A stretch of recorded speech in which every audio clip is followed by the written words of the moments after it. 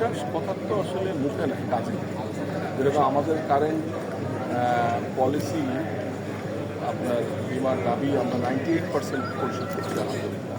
আমার টার্গেট 100% করছি না কেন? এই যে স্পিরিট আমাদের মধ্যে, এইটাই প্রমাণ করে যে আমরা স্রোতের বাইরে।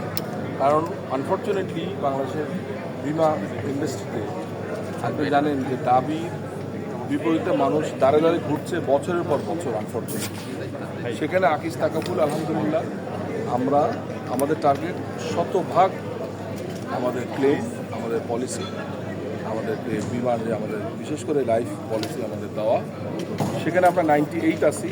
আপনারা শুনলেন এখনই আমরা 2% পিছিয়ে আছি। কারণ অনেক পলিসি ল্যাপস হয়ে যায়, অনেকে ভুল ক্রমে অথবা বেখেয়ালে পলিসি রিনিউ করে না, ঠিকমতো প্রিমিয়ামটা জমা দেয় না। সেটা আমি আমার কর্মীদেরকে বললাম যে আমাদেরকে আরও সতর্ক হতে হবে।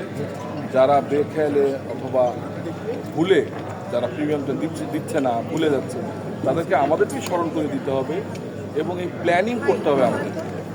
আমাদের বাংলাদেশের মানুষ আমরা সবাই পরিকল্পনা ছাড়া জীবনযাপন করতে পছন্দ করি। তো বিমা কিছুই নয়, এটা আমরা মানুষকে আমাদের প্ল্যানিং করতে, যেন আমরা জীবনে প্ল্যানিংয়ের মাধ্যমে জীবনটা আরও সুন্দর করা যায়, আরও গোছানো যায় এবং ভবিষ্যৎ পরিকল্পনাই কিন্তু জীবনকে আরও সুন্দর করতে পারে। তো আমরা বিমা কোম্পানি হিসেবে শুধু জীবন বিমাই না, আমরা বিভিন্ন প্রোডাক্ট নিয়ে আসছি। সেখানে বিভিন্ন জীবনের এই পদে যাওয়া থেকে শুরু করে, শিক্ষা থেকে শুরু করে, স্বাস্থ্য থেকে শুরু করে আমরা বিভিন্ন প্রোডাক্ট নিয়ে আসছি।